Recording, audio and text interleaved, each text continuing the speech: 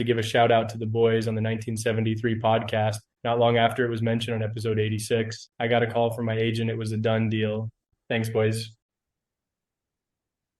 Ladies and gentlemen, boys and girls, children of all ages, it is time once again for the annual Halloween episode. So we're coming correct. Couple newbies, no professor. He really hit it out of the park last year. So definitely missed. So let's get right into it. Ed, we're changing up the format. We've been looking to work into some movies into this podcast. So we're going to scrap the email for a little bit. And we're going to start with some movie talk. Ed, lead us in, and then we'll talk about the movie. All right. So like you said, we're switching gears, So we've decided that the email thing has gotten a little kind of bogged down, a little bit of kind of like a little slow action, if you will. So we're switching to some movies now. So this is going to be the lead into Movie the of the movie. week. So what's that, Mel? Movie of the week. Movie of the week. So this is brought to you by, hey, podcast fans. Are you ready to show off your love for the 1973 podcast? We've got over 20 different designs of t-shirts and hoodies that capture the essence of classic stuff. Whether you're a fan of the show or just love the retro feel, we've got something for everyone. From bullprints to subtle nods to your favorite personalities, each piece is made with top-notch quality and timeless style you crave. Perfect for lounging at home or making a statement out and about. And don't wait. Our collection is flying off the shelf. Faster than you can say, don't be cheap. Buy a shirt.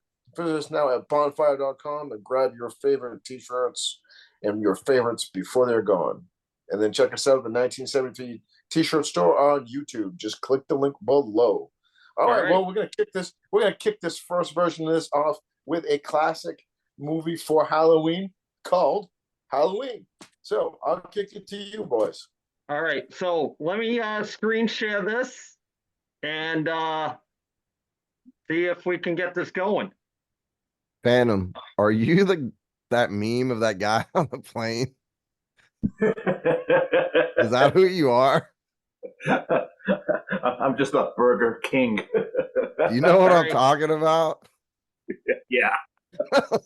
So can everybody see that? Yeah. Yes. All right. So I want to hit this and see if we could kind of play this. I'm laughing the same thing. How gay are you? So obviously we can't. Brad knows we can't show the volume or the audio. So this is the trailer for the movie that we're talking about. The original trailer for Halloween. Do you see this ad up here, too? Yes, we do. That's what I'm laughing about. Hey, Clocky, I think we see a history over here on the side, buddy. Yeah. Hey, did you pass? That's all I want to know. You're right. Why do I see porn? I can't see it. You're lucky.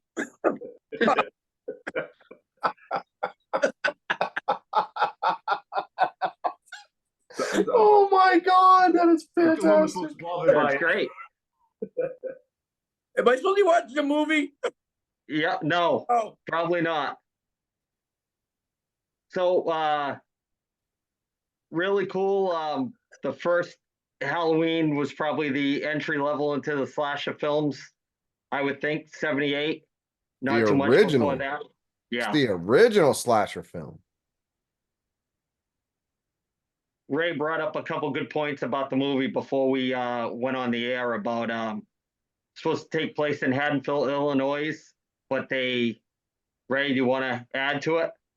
Yes, it's supposed to take place there, but they were filming it in Pasadena in the fall. There's not a lot of leaves, it's mostly palm trees, so they would go out in the country, gather up bags of leaves, stage it with the leaves on the ground and everything for one scene. Then they would bag everything up, go to the next scene, and do the same thing over again. Yeah, epic story in that first Halloween. Kind of left you hanging at the end. Before there was actually horror movie sequels that kind of took on their own like franchise. So really cool.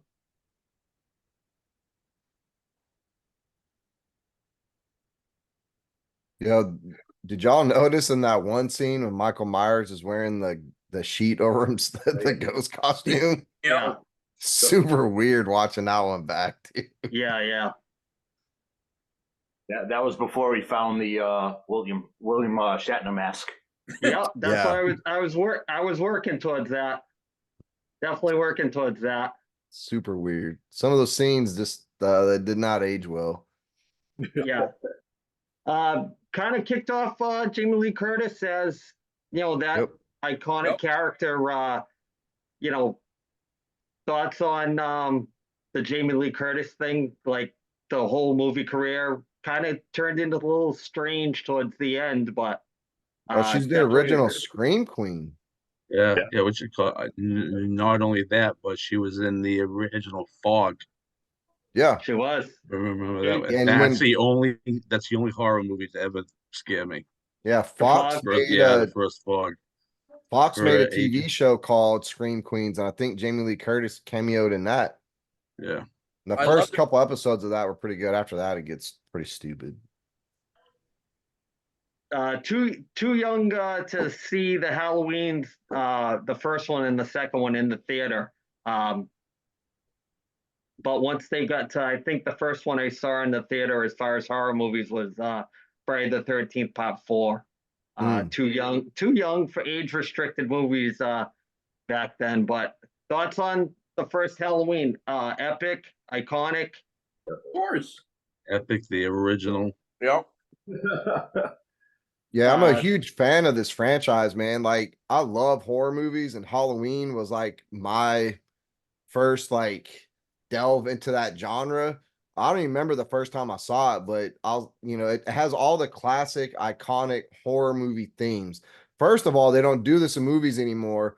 The musical score in this film is on point. Like, when it gets tense because the music gets tense. When it's a Lives chill up to moment it. because the music is chill. They don't do that in horror movies anymore. Horror movies now is jump scares, gore, blood and guts, and slashing. This movie, you really don't see that much blood and guts. It has the iconic if you commit a sin, you're gonna die theme, right? If you have underage sex, you die. If you drink beer, you die. If you smoke cigarettes, you die. The only person who doesn't die is Jamie Lee Curtis. But what does she do the whole movie? She babysits and crochets. The She Catholic runs a lot. Yeah, she smokes half a blunt. You know what I'm saying? It's a great movie. It pretty much set the bar for the rest of the horror genre. They made 4 sequels after it. It's a John Carpenter flick, by the way. So the master of horror himself. They made 2 H2O remakes, which also starred Jamie Lee Curtis. Then they made like a H40 series of 3 films with Jamie Lee Curtis. She just keeps riding it and riding it. I'm not a fan of those ones.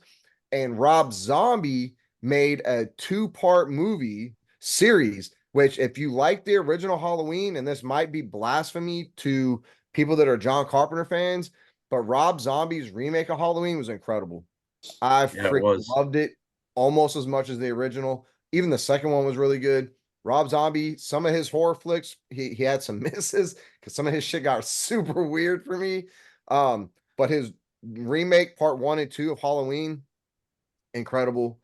So go check check them all out, man. They're all fun Halloween movies. Yeah, Ed, thought on the first Halloween. Oh, dude, it scared the hell out of me when I was younger. I saw that and to see him with the freaking mask on and shit, like, dude, that scared the hell out of me. I mean, and I saw him later on. I didn't see him in 1978. I was 4.5. You know, certainly wasn't watching those movies back then. But I mean, when I saw it the first time, I think it was sometime middle of high school. Man, it scared the hell out of me. I'm not a big horror movie guy, so that's not my genre. But I mean, I can certainly appreciate, something that I think they made it for what was it, $70,000 or something like that. Yeah, that's how much it was crazy. And to see, how it's kind of just compounded over and over and over again. It definitely had legs. Didn't get a chance to watch it again, obviously. But I remember being like, yeah, okay, that freaked me out. just because it was so suspenseful. Yeah, that was kind of one of those movies that you lead into the video rentals and when people started really collecting movies for like their home library, that's kind of The Exorcist, the Friday the 13th, and the Friday the Halloween 13th. movies were kind of what you base your initial buys on. Definitely the classics from the 80s genre. I would put that in it. Before I put even the Texas Chainsaws and that stuff. Even though I'm a huge Texas Chainsaw Massacre fan, the first one, really well done. But we'll get into all that stuff. So, any thoughts on Halloween for the Halloween episode before we move on? Anybody got anything?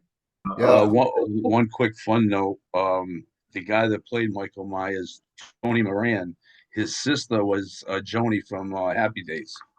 Oh, Erin Moran. Yeah, Erin. Yeah. Fun fact. Fun. Phantom, want to weigh in? Yeah, I was gonna say I think the guy that played Dr. Loomis is like super underrated as an actor. Oh yeah, Like, definitely. most of the acting in the movie was probably pretty bad, which probably So bad.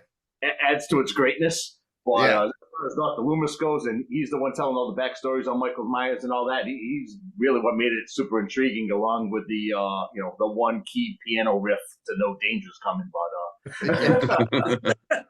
definitely probably my top 5 horror movies of all time. Yeah, Ray, you want to weigh in on the Donald Pleasant thing about him filming for only a day? Oh yeah. He filmed all of his parts for the first movie in one day. He had obligations with other films that he had to deal with, so he agreed to do it only if he could fit it in one day, and he did. So. He also, fun fact, played one of the Blofeld characters as a James Bond villain. So, fun fact about Donald Pleasant. So, all right, that's our first take on movies. It'll get better. We got a lot to talk about when it comes to that stuff. So, let's start talking. Vince McMahon documentary episode 4 goes from the Montreal Screwjob to Owen, the Fallen in '99. So, take it away, Phantom. What do you think? Episode 4. I would say so far. I think it's was the best episode of the ones that we've covered. Kind of jumps right in right off the rip with Shawn Michaels and Triple H starting to really get into all the comedy that was like perfect for us at the time when we were watching it, because we were all like in our mid-20s and eating alive all the the dick jokes and all that kind of shit. So that was that part I thought was pretty good. And then it kind of rolls into like them just changing. What they talked about like Vince and when they were doing the curtain call, talking about they ruined kayfabe and all that. But then when they decided to go to the Attitude Era, they got Vince coming out and he actually like announces to the world like they're changing their format of how they're going to start doing their characters and doing their storyline. So it was already headed in that direction. I think by that point everybody knew that wrestling wasn't real. So I mean, look back on it, doesn't really make all that much of a difference. But I'm sure there was a lot of people that that might have bothered them. Bradford, I know you got something on this episode. Look, I mean, I didn't even finish the episode. I'm just checking right now. I think I quit watching it with like 20 minutes left because it wasn't anything groundbreaking. Like they went a little bit into Vince McMahon's past and he talked about he could fight and he used to beat people up and he wasn't afraid of anybody. And I was like, it's like you said a few weeks ago, it's like, where's all that? Like, I want to see. I know the Vince McMahon at WWE, WWF, and they alluded to it a couple of times. They're like, there was Vince, the character, there was Vince, the human being, and that line got blurred. I'm like, I already knew that. There's a lawsuit right now that says we already know that. So I wanted to see, I guess I had really high expectations for the documentary. So I'm like really let down every week because they've only talked about stuff we've already seen in Dark Side and WWE or WCW, what killed the WCW rather. So we've already seen like all this information and it's not presenting anything new. And then we heard that Vince like sued and tried to get this thing shut down. And so I was like, oh, there's got to be something juicy. And there's a few more episodes, so maybe there's something juicy in there. But so far, I'm kind of let down on it, man. Like, am I missing it, or am I just not seeing the good stuff? Because there's a whole world of Vince McMahon, his youth, growing up, what shaped him, his formative years, relationship with his dad. He used to beat people up, all this other stuff. And then he goes and marries kind of like the ugliest broad in town. Like, I don't get that. I feel like Vince McMahon could have done a lot better than that. But now there's this other information coming out on the Andrew Schultz podcast that Ed sent to me about Vinnie Mac basically being the V Diddy of wrestling. So I don't know, man. Like, we're only getting like, we're not even getting the tip of the iceberg. We're getting like this, like a speck. And so I don't know. I'm not, it's the same stuff, man. We already knew it. So Yeah, I'm kind of a little disappointed too. When the episode started and they had him talking about how when he was a kid and he was a big fan of Dr. Jerry Graham, I'm like, oh, finally, here we go. We're going to get something. But I want to kind of call bullshit a little bit because he said he was this big fighter, but yeah, Bret Hart grabs you in a headlock and almost knocks you out. So how tough were you actually? I'm just trying to take in all these different things about him, and he said that the Mr. McMahon character was nothing like him, and then everybody else says, even Hulk Hogan, who likes to bend the truth a lot, they all said that he's exactly like that. They're not that far off. So yeah, what is really, you're not getting anything about him at all. You're getting a history of the WWE. That's what you're getting, with maybe a little bit of stuff that you didn't know, but they're leaving out so much about him. That first episode should have been the best episode, where they gave you all the backstory, the biography, and you got nothing, and still you get nothing. And it's just crazy how he met Dr. Terry Graham. His father said you can go for a car ride with him, and he was flying through the streets of New York, blowing through red lights. I want to hear all that stuff. That's the stuff I want, and how he bleached his hair blonde because he liked him so much. And then you hear later on, and they didn't even touch on it in the '80s episode, where the $1 Million Man character was originally Vince's idea if he was ever a wrestler. So, everybody's got a price and all that stuff kind of leads into the story of all the accusations coming out. So they're leaving so much out, and it's such a letdown for me, especially loving the history of wrestling and trying to pick up these tidbits for talking points. I'm just disappointed with it. Ed, you want to weigh in? Yeah, I'm just disappointed. I mean, they're not going that, like, to echo what everybody else is saying. They're not adding anything new. I mean, like, it would have been nice if they gave more of a backstory and kind of really laid out, the whole Owen thing.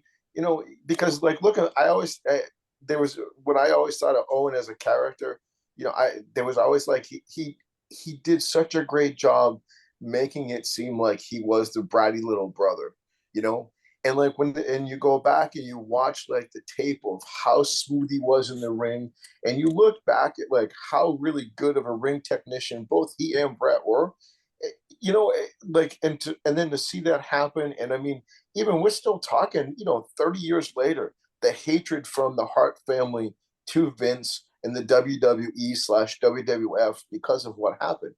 I mean, Andy. I mean, when you went 3 years ago, when AEW really was alive and kicking and everything like that, I mean, they were doing that whole thing. I mean, was it 2 years ago when they did the thing for the Hart Foundation? Oh yeah.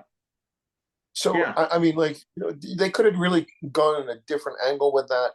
Like, the bottom line is that with Vince and everything like that, like, look, he's the CEO or former CEO of a multi-billion-dollar company. Like, you don't get to that point by not being somehow shady. You think about like the Snooker thing, like how he got Snooker off, allegedly. And so, like, there's that there's all these things and the trials that he had, like it was almost like when he tried to buy the what was it? He bought IFBB, the bodybuilding thing, and then put Lex as kind of like the poster boy, and it kind of like it was almost like he was trying to kind of like shield the WWF/E with that by doing that, because now we're doing bodybuilding stuff. I mean, you could have really kind of dove into that too, and they didn't, And I mean, we all love the Attitude Era. I mean, Shaggy and I mean, we skipped class to go to WrestleMania at Skull Plaza in Boston. We saw DX show up in a limo with Mike Tyson. Any thoughts on anything else about that crappy episode? Like, the only thing that I disagree with is I had heard multiple different times that Vince's inner circle would give him. You would have to make a videotape of anybody that was coming that wanted a job with the WWF. He didn't even know ECW existed until somebody I think it was Shane, gave him the videotape. And it just blows my mind that certain things they'll say that they created, like the Attitude Era, I think they stole a lot from ECW, to tell you the truth. Ooh. I mean, ECW started in like 93, but didn't really get too, violent-ish until 95. So that's way before the Attitude Era. They were doing that stuff ahead of time. It's just people didn't see it on a grand scale. It's like being an indie band and all of a sudden you get signed by, a big label and now everybody knows Green Day. It's like that kind of thing. That's kind of what they did with the ECW kind of style. Even like they were doing the lucha stuff in ECW before WCW and WWE. I gotta call bullshit on a lot of that stuff. I really, really do. Look what they did with Mick Foley. They turned him into Mankind because everywhere he had been before that, he was Cactus Jack, but that wasn't what they wanted. They still wanted goofy characters. So it's just, I'm just very disappointed with it. I'm glad we talk about it because it is great talking points, but they're totally dropping the ball. But if they want guys to produce, right, Ed, we could always. That's right. Load us up on a plane, baby. Yep. You guys think that Mr. McMahon versus Austin is the greatest rivalry of all time in wrestling? Absolutely not. Oh, They made a lot of money. Wait, what'd you say? What's that? What'd you say? I was going to say, do you think that Mr. McMahon versus Stone Cold is the greatest rivalry in wrestling history? It's pretty big. That's a good talking point. That's a great question. Around the Monday Night Wars. But Ryan, I mean, did it make a lot of money? Sure. And did the angle work really well? Because I mean, think about it. It's like, you beat up your boss, right?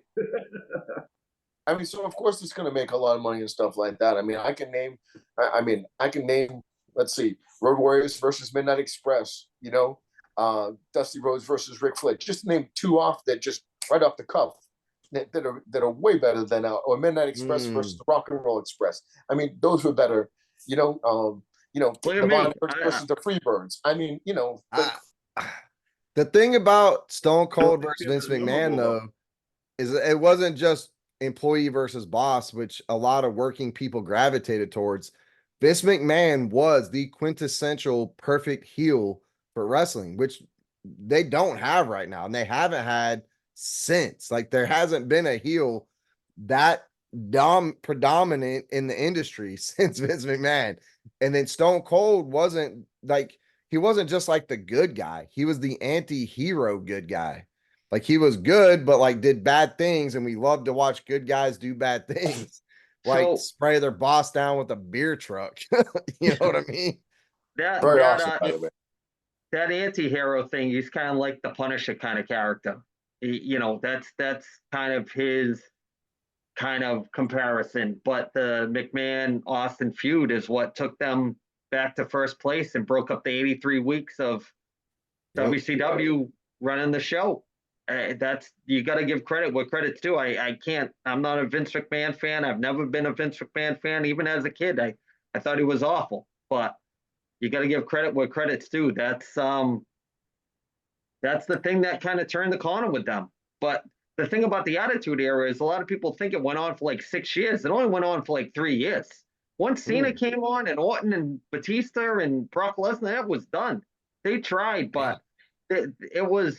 I think that's only hot shotting the territory, as they used to call it, for a short amount of time. There's not a long shelf life in that. Maybe to go back to it every now and then with him, but look at they would kind of like keep him on the hook, and then he fought Flair, he fought Hogan, he fought a couple other people like that just to keep that character going. But I think the biggest thing was, is it the greatest feud of all time? I don't know, but that is a great question there, Phantom. Yeah.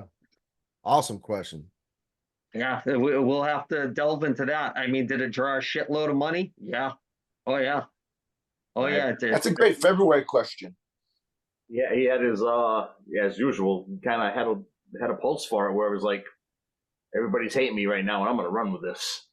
So, Yeah. So if you're a McMahon hater, you're making him money. Yeah. I kind of disagree that I don't really think the Attitude Era started with the click thing, the curtain call. I think it started a little later than that. I think it started right with the screw job. I would say that with the McMahon character kind of turning.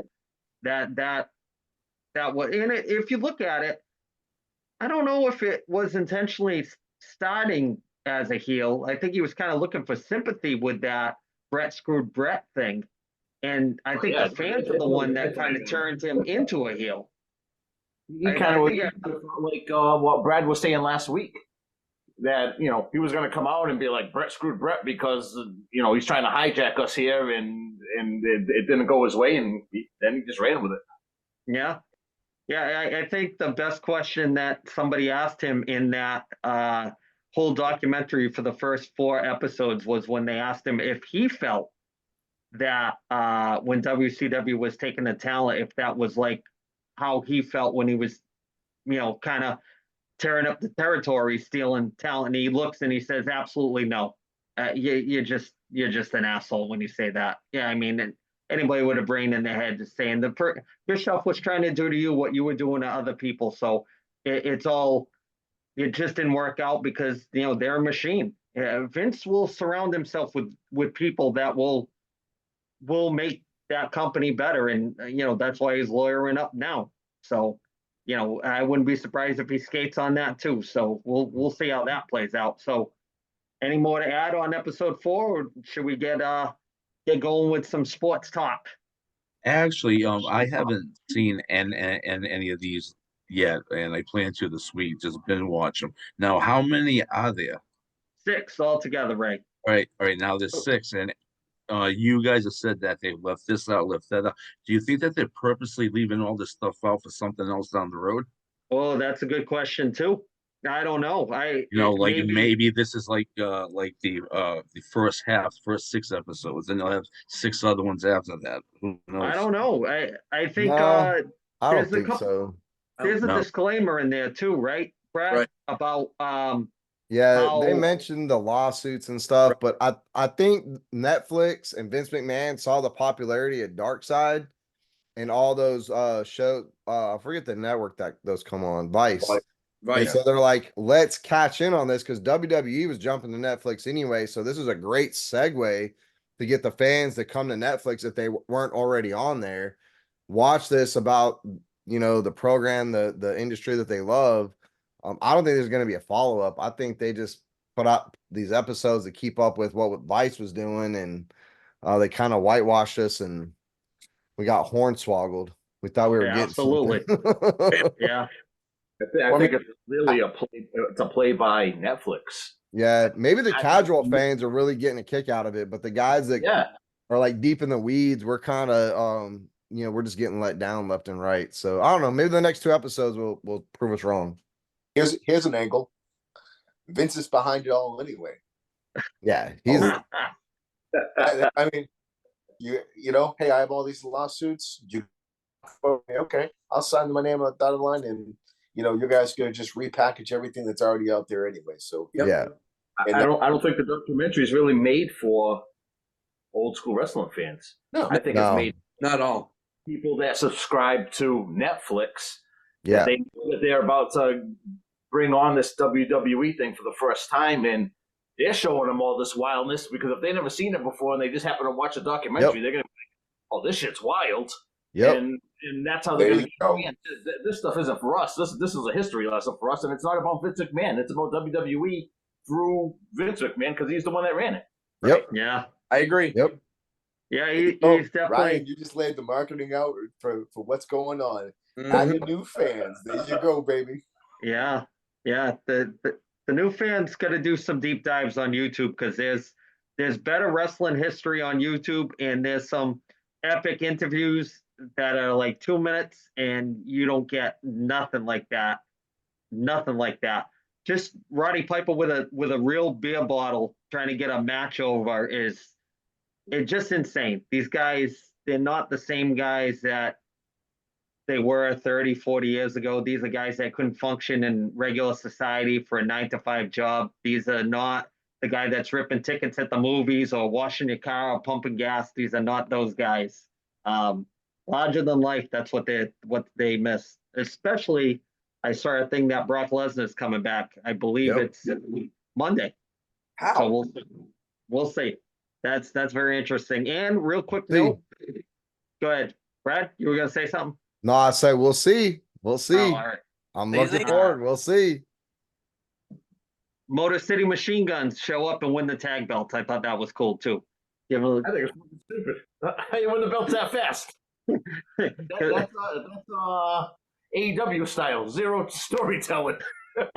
No, it was perfect storytelling because the Bloodline came out and screwed Jey Uso out of the Intercontinental title, right? So then people had to get involved and kind of push those guys over. I mean, yeah, it's dumb. They're losing titles here and there. Like, I still don't know what they're doing with Jey Uso and Braun Breaker. Like, one's a champ, one's not the champ, one's a champ, one's not the champ. They each held the belt for like 28 days or less, and then they're back to Braun Breaker being the Intercontinental champ.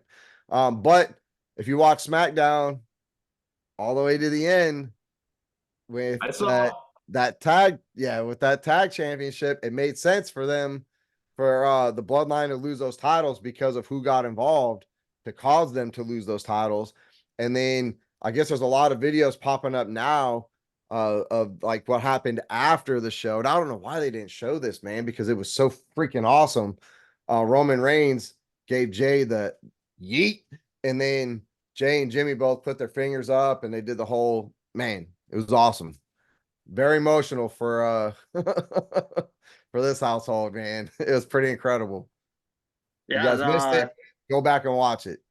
Yeah, they must have watched the podcast like 2 or 3 episodes back where we were bashing the title change for the IC belt. So Yeah. you know, people watch the podcast, as you saw last week. Cam Neely made a little appearance saying that. Saw it. Ray, what'd you think of that? Oh, that was fun. Yeah. Yeah. More to come. Him and Old Samuelson, they get together every Friday night and they watch it. Claude Lemieux stops by too. There'll be more of that to come. Definitely. That's in its infancy. Let me just say. So yeah, let's get into the football picks. The professor is not here, so big shoes to fill. I believe the Phantom's going to step in and give us some picks this week. I will give you guys some picks. Only 5. We're only giving 5. Okay. All right. Keep Brad happy. Brad, 5? 5. All right, we're doing 5. Technically, Brad, that's 10.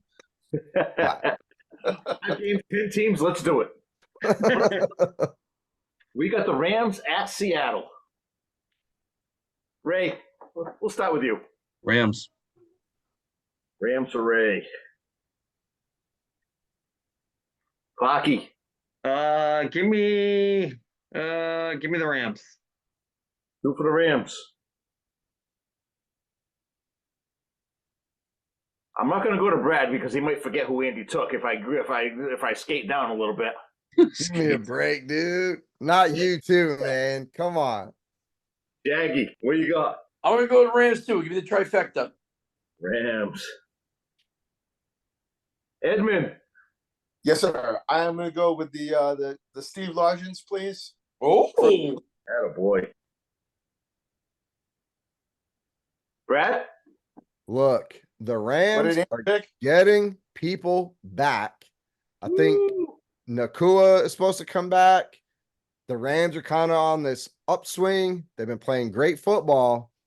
However, Seattle is playing lights out. Geno Smith having a career season. That defense, people have been sleeping on the Seattle defense. They dropped one against Detroit. I'll give them that.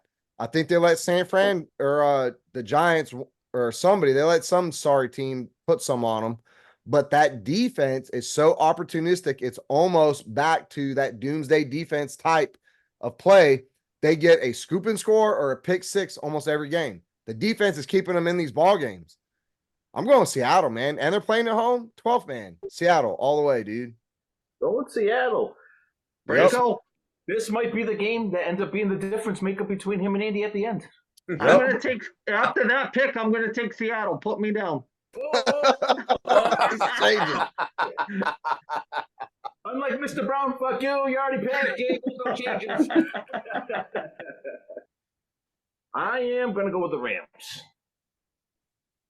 They looked good the other night with both wide receivers coming back. Yeah, they did. Really. They cost me $20.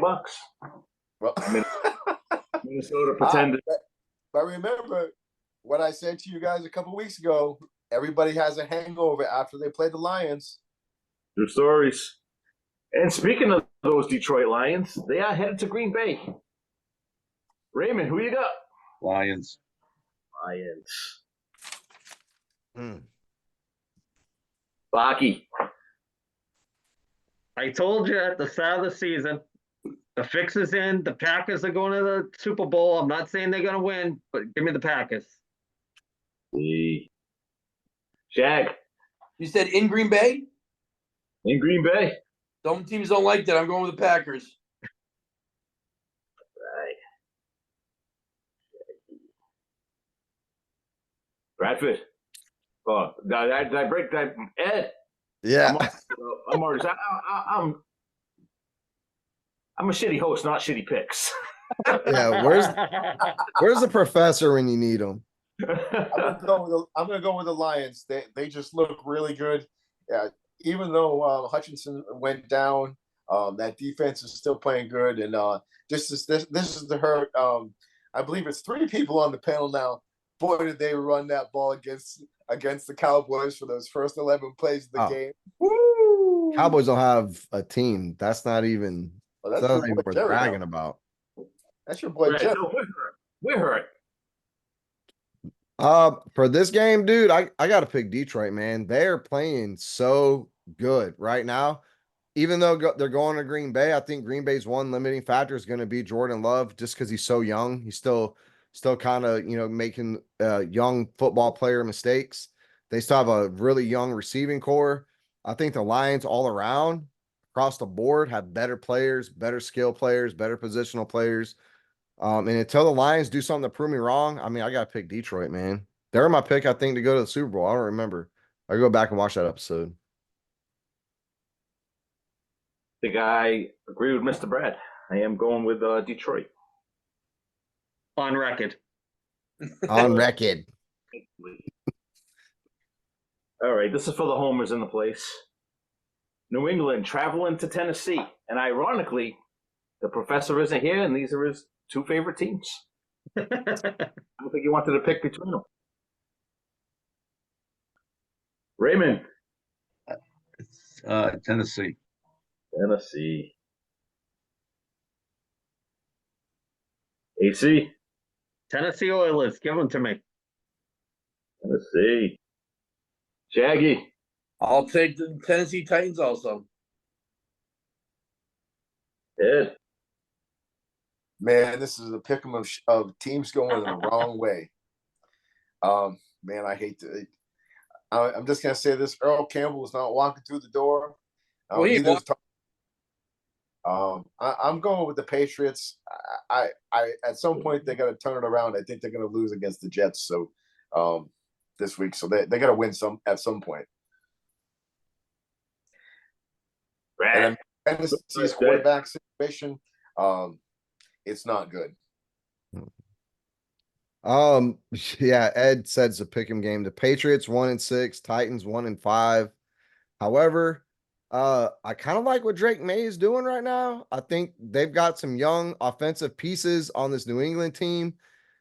They just got to put this shit together type of situation. And I think against the Titans, being that the Titans are just so atrociously bad right now, that I think New England can go to Tennessee and win this game. So I'm picking New England.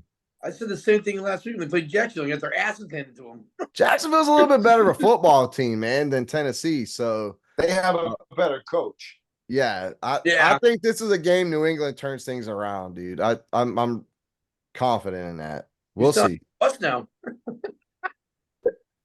I wonder if they're going to go anti-soft. I don't know.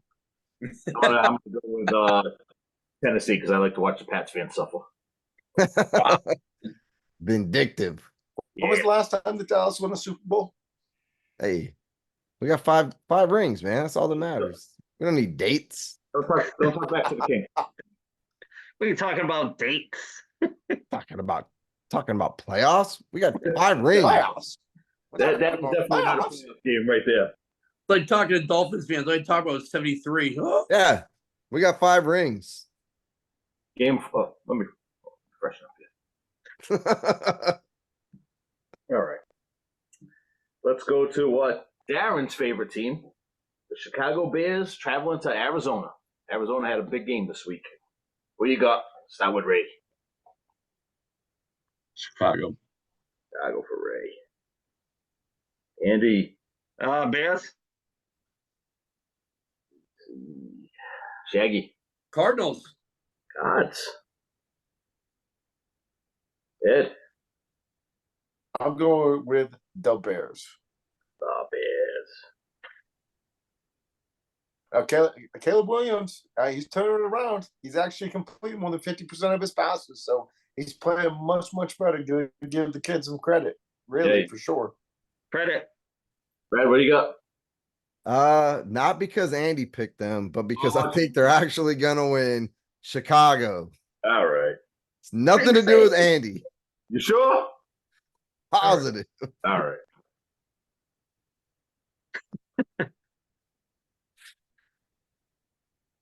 I think I'm also going to go with Chicago. So Shaggy stands alone. Go. It's hot in Phoenix. Let's go. All right. In our last game, we got Houston traveling to the New York Jets. Bro, you didn't do Cowboys Falcons? Brad, I don't like picking against my Cowboys, buddy. I'm a charge this week. That one's good. That one nobody's gonna know who I took. I mean, Ryan just gave you you're not the boss of me. I'm the fucking king, not the king. I'm the king. You're not the boss of me. Brad might be the king in that. I'm gonna get in trouble. Brad's only the king in his own castle. Yeah, king of the That's right. castle. Jets. King of the castle. When I'm home by myself. So what are we doing? Houston and who? Jets. Houston and the Jets. Ooh. At the Jets. Ray, you up? Jets.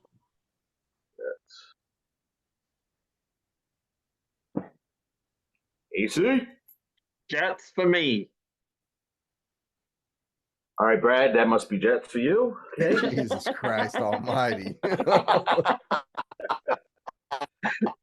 Shaggy? I mean, the way the Jets played past couple weeks, I'm going to Houston, I think. Ed. I'm going with Houston as well.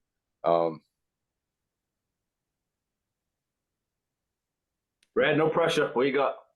Well, Whoa. I was gonna say, it's a Thursday night football game, and those always suck for the home team. The home team always loses Thursday night football. It's Halloween. Houston has been playing not great, but not bad. Not Jets football. The Jets have a good defense, but Aaron Rodgers and company kind of sucking it up. Devontae Adams did absolutely nothing to improve that offense. He's only been there for 4 days, man. He's been there 4 Plenty days. of time. Plenty of time. He's already pitching. Plenty of time. I'm gonna go with Houston, but it's a very weak Houston. I'm not 100% confident in that. I'm gonna throw that out there as a caveat. Houston. I'm copying Brad. I am going with Houston. Oh, hope you win your $20 back, buddy.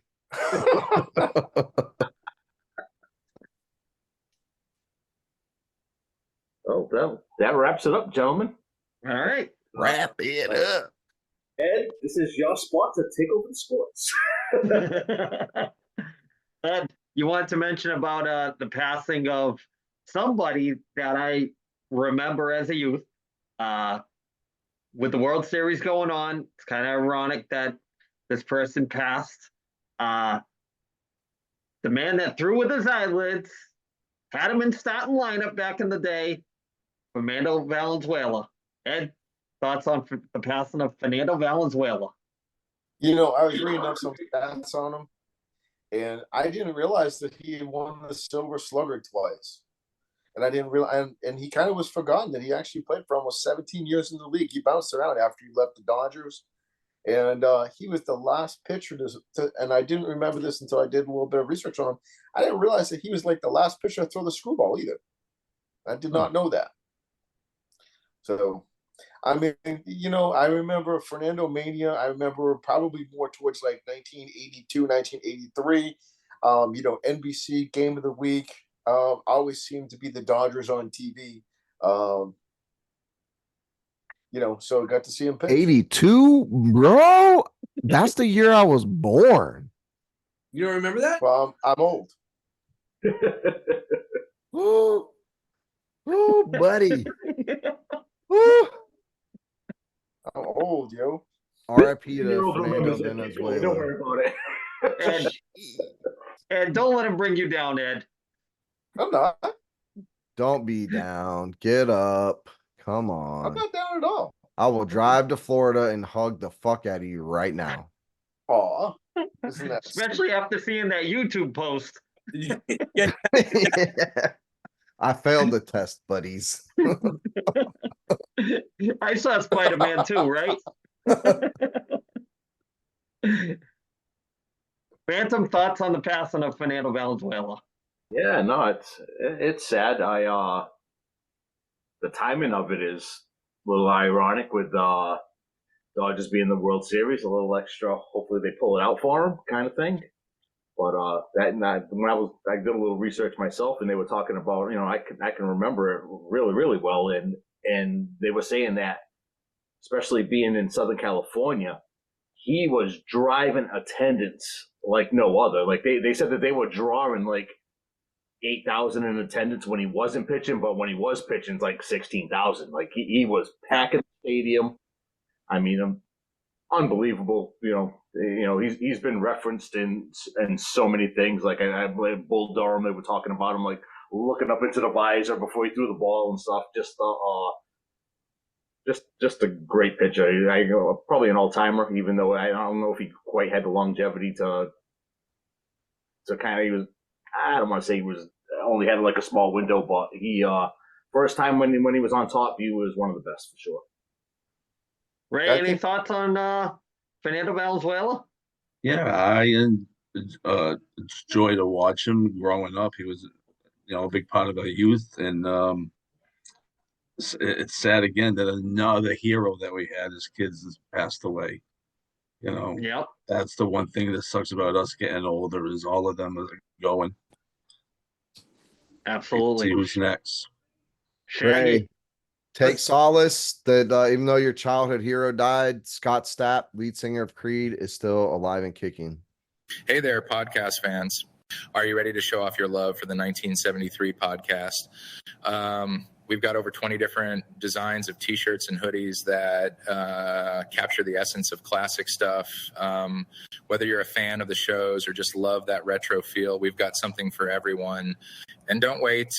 Our collection is flying off the shelves faster than you can say. Don't be cheap. Buy a shirt. Visit us now at Bonfire.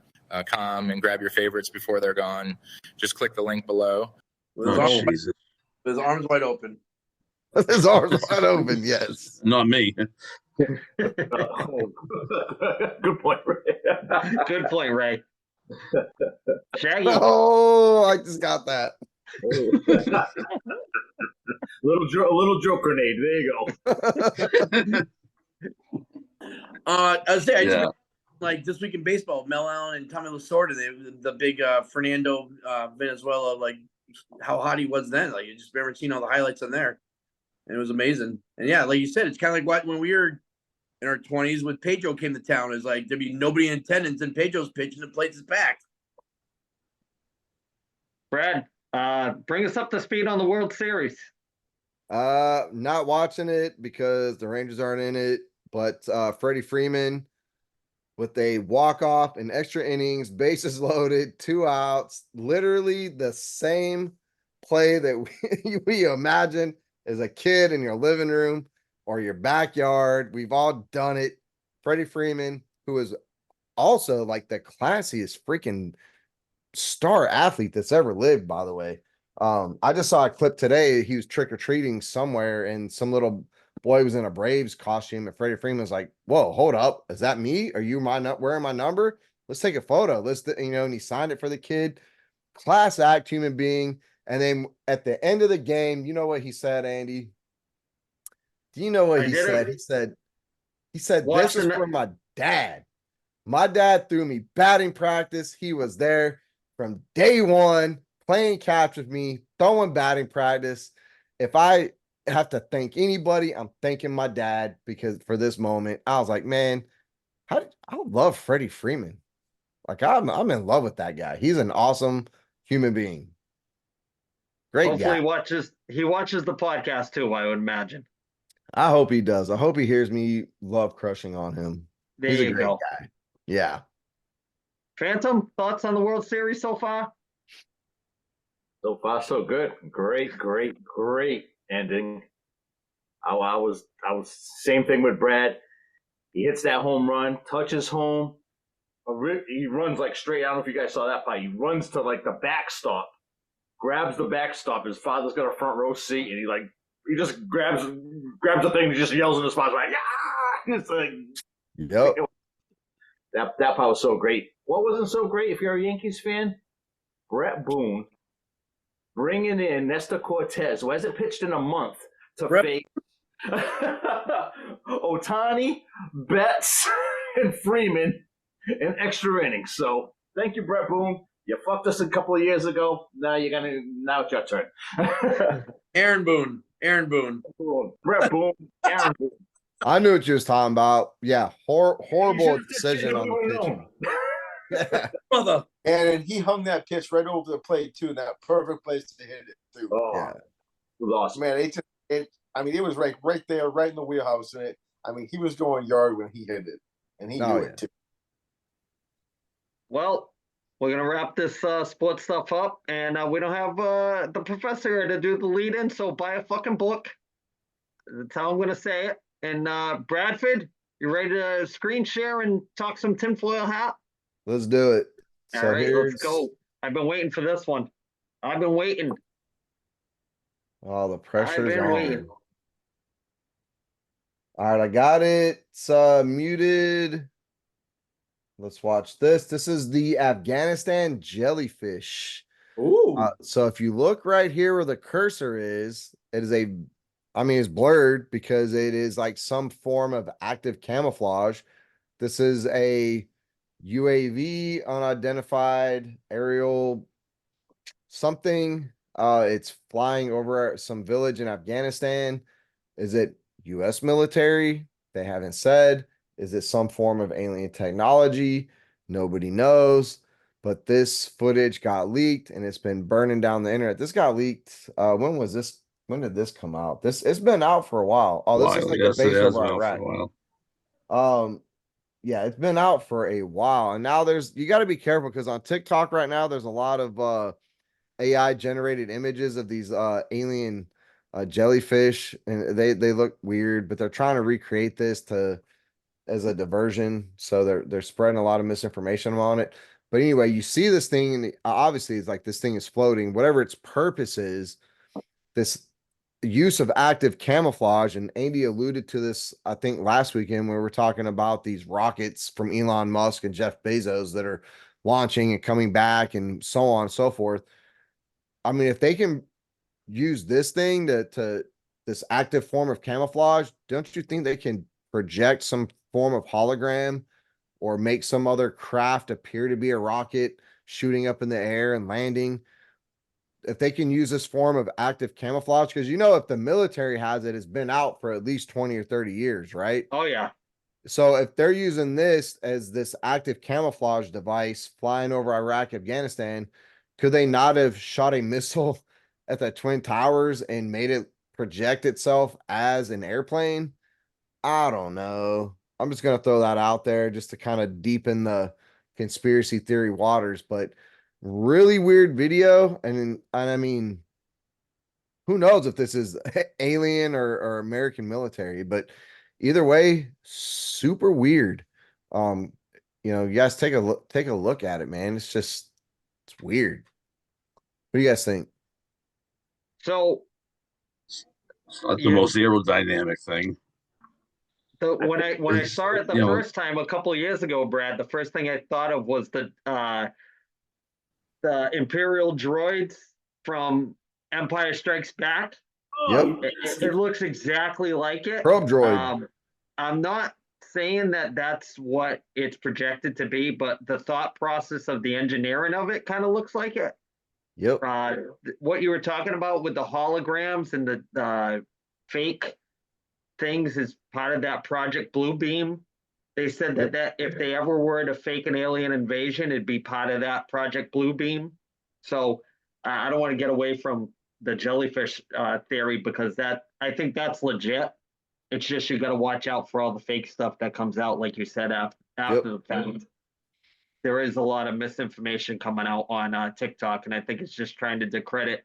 Like everything else, there's some truth, and then they throw a bunch of other stuff in there, so you don't know what's what. So unfortunately, that's the world that we live in, and it's been like that forever.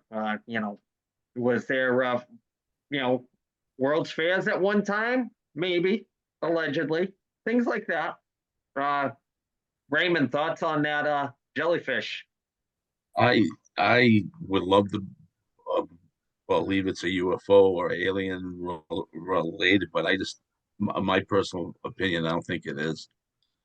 I think it's like military, and again, I mean, if it's a UFO, again, I mean, could you see going light years in that thing from the last galaxy, next galaxy?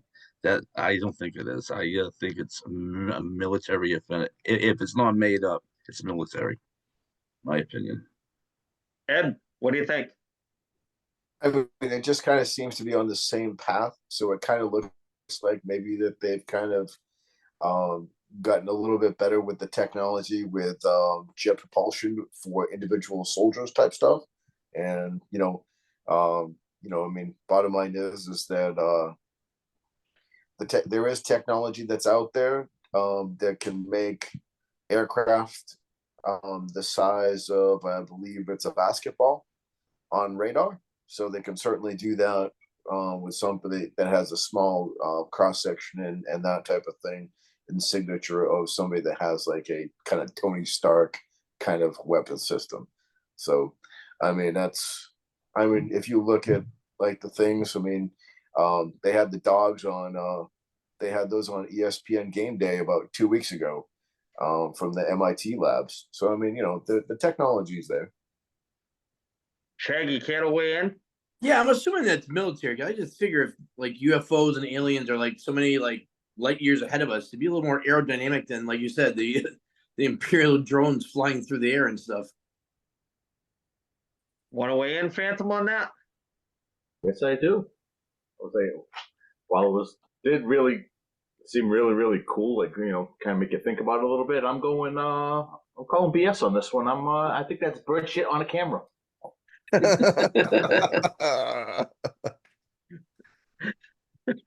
It's the government spy bird. That's what it is. That needs a little hot tour and a little bit of this, and no more aliens. Boy, that blast on YouTube really got everybody off the rails with the quotes after that. Hey, but Andy, you Yeah. shared with me that video on TikTok, right? Of the blurred images on Google Earth. I did. You know, I went and looked for those. I mean, it was six to 8 months ago. I was looking for that alien base, dude. But I was too late. It was already blurred and I couldn't find it. But I've been hearing about that rumor for a long time. So if we're gonna say like, hey, it's U.S. military, there's no way it could be aliens. Okay, whatever. But like, there's already starting to be a bunch of chatter. The Battle of L.A. right back in World War II, and right off the coast of California now. January 42. There's a blurred image in the ocean that is allegedly this alien UFO base. And there's a lot of alien and UFO activity off the coast of California.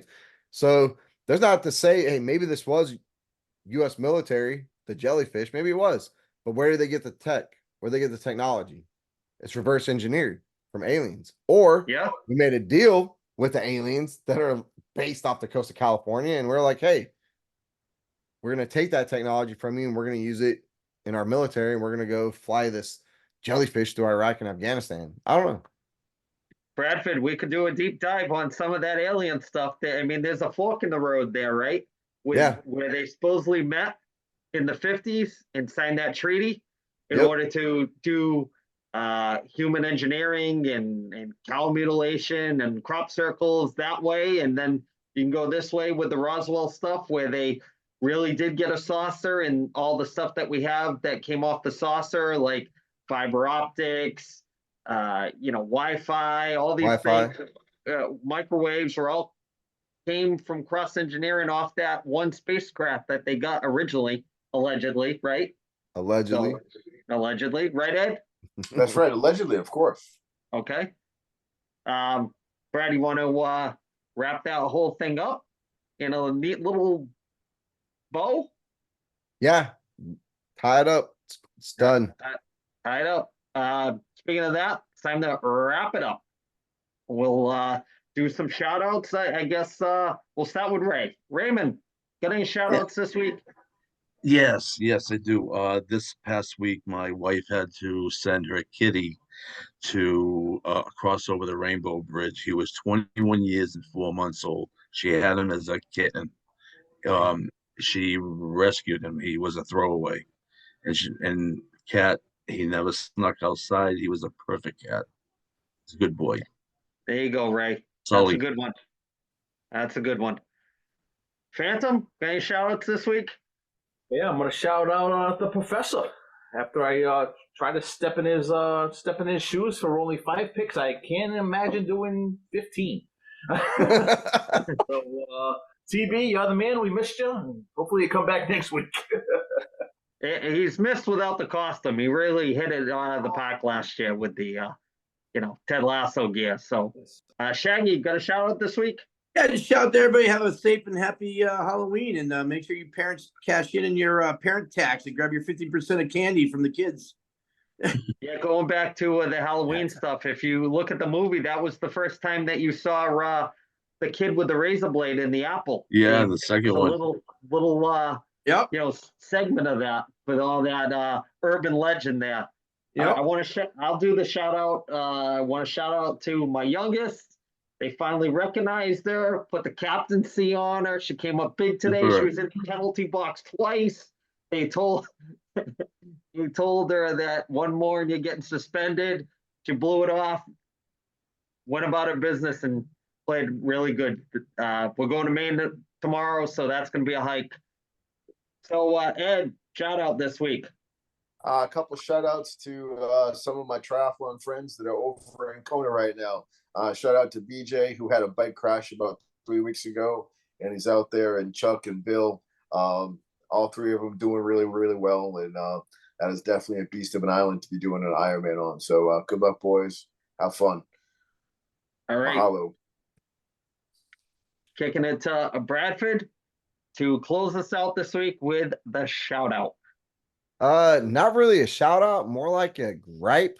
And what really grinds my gears Let's go. Let's go. I'm sitting here trying to take the boy to a WrestleMania or Royal Rumble, something fun, something just like off the chain that he's going to remember for the rest of his life. And pun intended, I got to sell. Wait, what arm is it, Ray? My right arm to get a fucking ticket to these things, man. Like the Don't do it. WrestleMania tickets are stupid expensive. And then you got airfare and travel and hotels and rental cars and all everything. I'm like, Jesus Christ almighty. Like this sports entertainment industry used to be for like the working class guy. But the only people that can go to the big events, you gotta be making some serious money to go to WrestleMania. I haven't even looked at Royal Rumble tickets, man, but I'm Jesus Christ, man. Talk about a letdown. So I don't know. Maybe I'm leaning towards Raw in Atlanta because that's definitely doable. It's right up the road. But holy fuck, man. Where Triple H, lower the damn prices, bro. It Yep. shouldn't be a rich man's game. It's not the Super Bowl. It's WrestleMania. We made you, motherfucker. God damn. Brad, what are the tickets going for? What's that?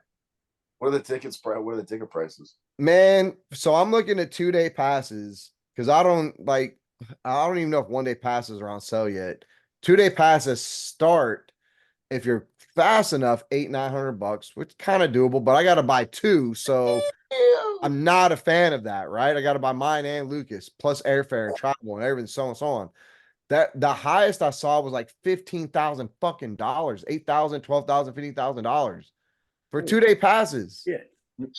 Not worth it. Not Definitely worth it, bro. From Vegas Allegiant Stadium. So it's a football stadium, man. So you're going to be so far back.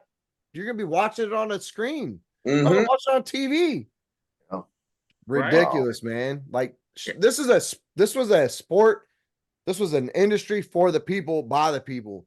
And it's gotten too big. Stupid. That's what happens when you have no competition. Yep. Stupid, man. And people keep buying them, man. It's like Taylor Swift tickets. People buy them and resell them for $2,000-3,000 and dumbasses still buy them. I'm surprised she's not at the show tonight. Nope. But Jess jumped on. She found some TikTok hacks. She got tickets for $65. Jess is going. Nice. She's going to get me a t-shirt. Oh my God. Little Wear it Swift. on the podcast. Can't wait. I'm not going. Jess is going to go. She's going to get me a t-shirt. Oh, Brad, I can't believe we ended on that. That is terrible. You went from grinding gears to Taylor Swift. Oh, Can't or won't. We're going to have a good time, fellas. Brad, I got to end the episode with stop being a bitch.